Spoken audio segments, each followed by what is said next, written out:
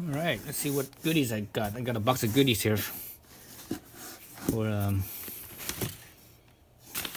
the monkey. You see here, it's I got a Takegawa slipper clutch. So my last two bikes have slipper clutches on them, and with this bike, obviously a small bike, you wouldn't expect something that's fancy like a slipper clutch. So I kind of used to a slipper clutch. Got it onto this little bike. It felt, I don't know, I didn't like the way it felt. So slipper clutch,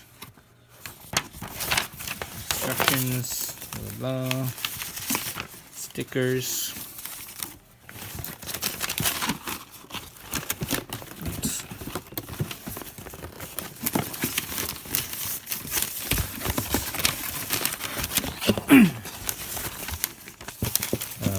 Obviously the gasket, because you have to take the case off, so when you put it back on, you gotta replace the gasket. Unless the gasket came out intact and it didn't get damaged, then you can reuse it. Otherwise, you gotta replace that. Here's the piece itself. The various washer, the bearings, the bolt for the this plate here. This is the spring. This is the clutch springs, spring plate. Let's look at what I got in here. Nope.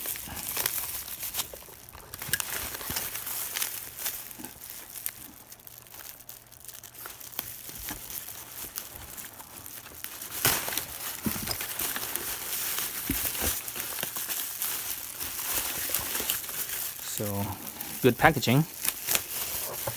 So that's a good sign. The packaging, that's good. There it is. So with this kit right here, you're reusing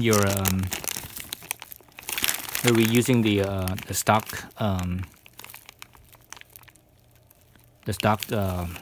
friction plates and such.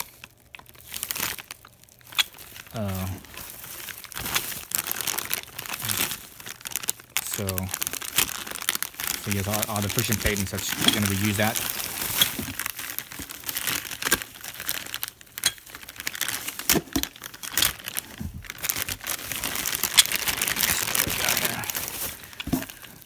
There it is, Takegawa. There it is. This is the thing that how a slipper clutch works. This little plate right here. That's the key right there. How these things, if you look at them, how there's a ramp there.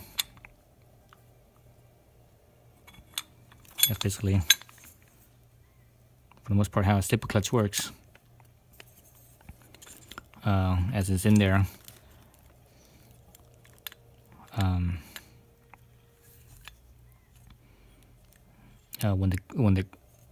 Because of the ramp, when you're on the power, on the gas, on the power, the slipper clutch will basically work just like a regular clutch where it clamps down.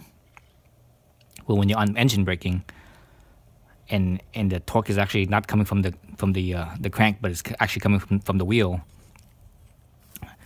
From the other end, what happens is that it actually instead of clamping together, it will actually because of the ramps, it will actually keep the clutch from clamping and express the clutch apart a little bit, so that way it slips. So that's how that works. So yeah, so I won't be putting this in until my engine is broken in at 600 miles. It usually takes longer than 600 miles of breaking in an engine, but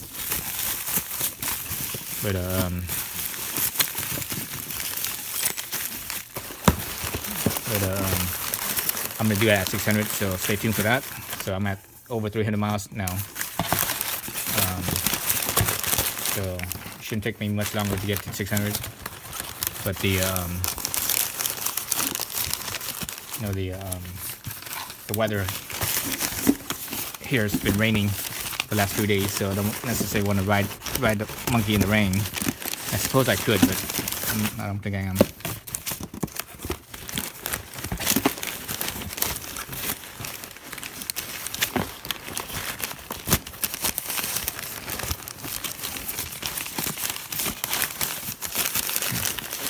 Funny how things always never come back together as good as it is from the factory, right? So that's the super clutch. One thing.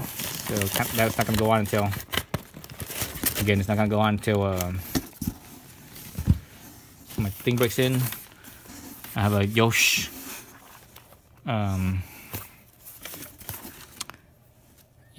undertail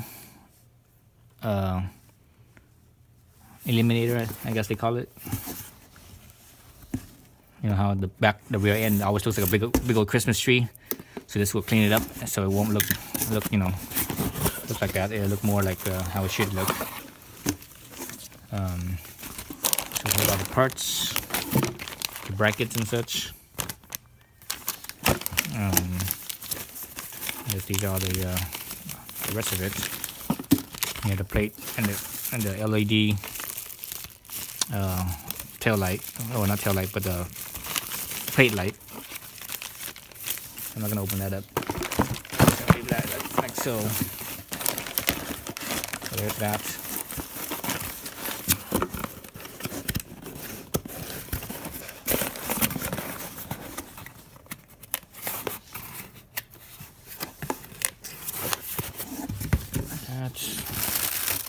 We got a couple extra air filters because I'm gonna be riding this bike a lot this summer. Oh, so this is kind of cool. So I mentioned in one of the review videos that that I felt the shifting was like really sloppy. It felt really sloppy. So I'm not sure if this is gonna help or not. Hopefully it does.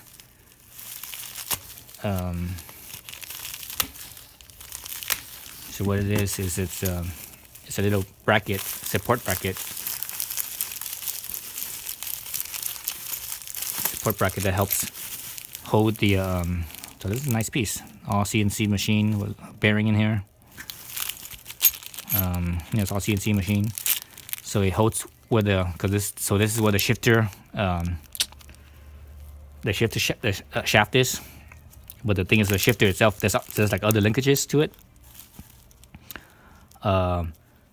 So this will actually help support it, so there's less slop. So hopefully that will make it less sloppy feeling, because that's, again, the shifter feels really sloppy on this bike. Probably one of the sloppiest shifter I've ever felt of any bike that I've ever ridden. So that's that. Got a little another Takegawa. This is a bearing support on the stator side. So if you look at the crank, the crank where the rod is, each side has a bearing, right? Each side has a bearing. Then on the clutch side, there's also a bearing, but on the stator side, there's no bearing. So this one adds another bearing, so you have 4 points of support instead of just 3 points of support. Basically, hopefully it'll make it slightly smoother. Because basically the stator is, it sticks out by itself with the stator wheel. It's basically like a flywheel, so it's big and heavy. Stock, I don't see it really moving around too much. But still, especially when you're revving higher, that possibility is kind of moves. There's a little bit of movement. So one of the service in the service manual, one of the things that they show for checking the crank is that you see the run out as you have the clutch, the crank, the length of the crank there, as one end sticking out, and you're spinning it, and you put a dial gauge on it and make sure that it stays in spec. So sometimes it's kind of lopsided a little bit. So that's the run out. So this will help prevent it from moving around. So I got that for that reason. Usually this is definitely what you want if you have a big bore kit or whatever, because that's a little bit more power going through, and the crank and such going whatever. When you're more likely for the crank to not stay perfectly there, it'll bounce around and such. Let's see. So this is cool right here. So the monkey, it's as you're shifting and giving it gas. Since it's a small bike, you're shifting a lot, and you're giving a lot of gas. Your wrist is moving a lot. So this is a larger diameter throttle tube, or with a cable attached. So that way you don't have to rotate as much. So this is a little quicker rotation, or less angle of rotation to get the same amount of throttle. So I got that. So that will help. So that way when I'm shifting, my wrist is not tweaking so much. So this basically makes it a little bit more ergonomical. But also because I have carpal tunnel, I have carpal tunnel on my wrist, and when I do a lot of that, it'll act up. So this will hopefully reduce that. And if for the folks that don't have carpal tunnel, this will hopefully help prevent carpal tunnel from all that all the action. Just an extra set of drive dampeners, on the sprocket. When you take out the sprocket, there's the rubber dampeners. That's that. An extra chain guard where the swing arm is. Those things wear out over time.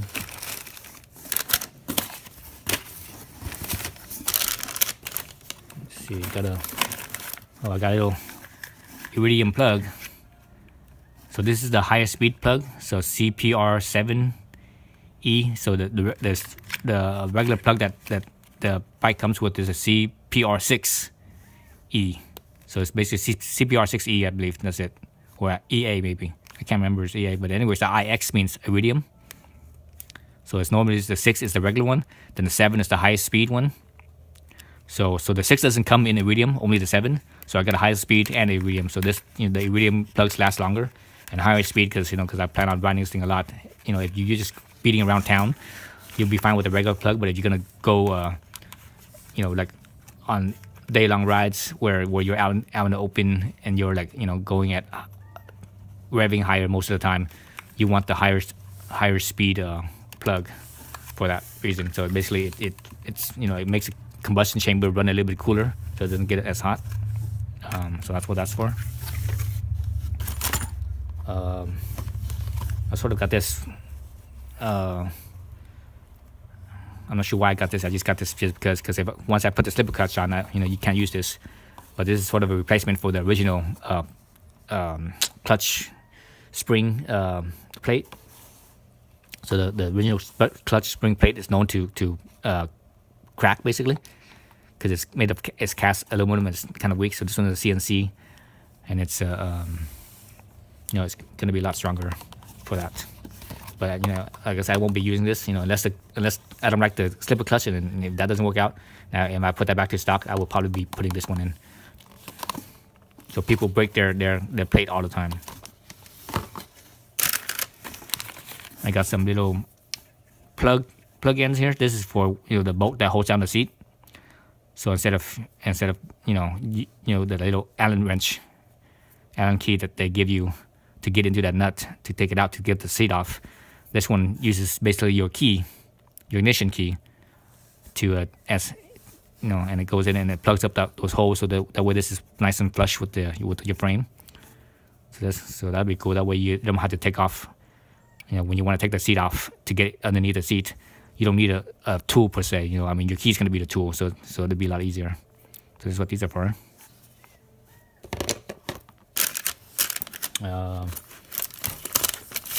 Got some lightweight sprocket. Actually, I got another sprocket. I got a JT sprocket. This is a 35 tooth. So stock is 34 teeth, I believe.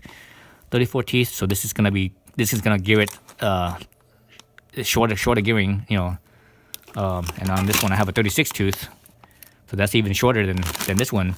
The reason for that is because I actually got a 16th tooth for the front, because normally the front is a 15. So 15 is shorter, 16 is going to be taller. So taller in the front, and I don't think the bike has power because personally I think it's geared kind of tall right now. So it's not gonna have the power for stock for run 16. So but what I'm doing is I'm putting on and you saw my video on the tires. I got some different tires, so I'm gonna put it on those tires, and those tires are an inch smaller in diameter than the stock. So that's gonna give me shorter basically. So I got this 16 to kind of make up for that, make it up for it. At the same time, I also got a 35 and 36 to also make it. So this makes it taller, these two makes it shorter, and the smaller tire makes it shorter. So hopefully, whatever combo I put in there with the tires, with this and the tires, and one of these two, will get it back to stock or pretty close to stock. Maybe slightly shorter than stock. That would be okay too.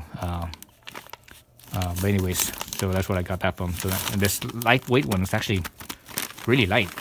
This 36 tooth is really light compared to 35. I get noticeable difference in that. So I got those sprockets. Let's see, I got this little Fumoto valve, oil drain valve.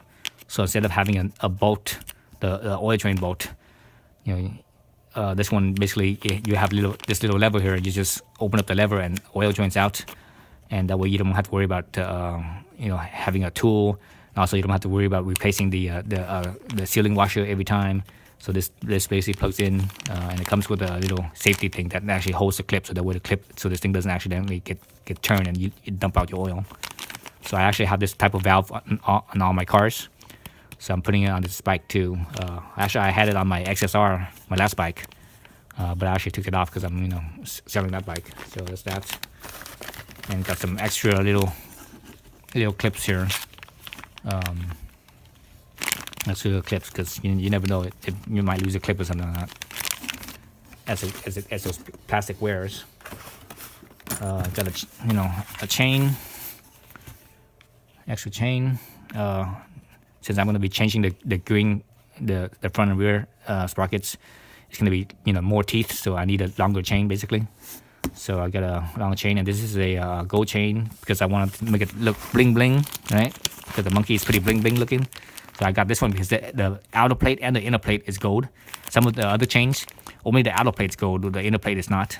So this one both is gold, so it really pops.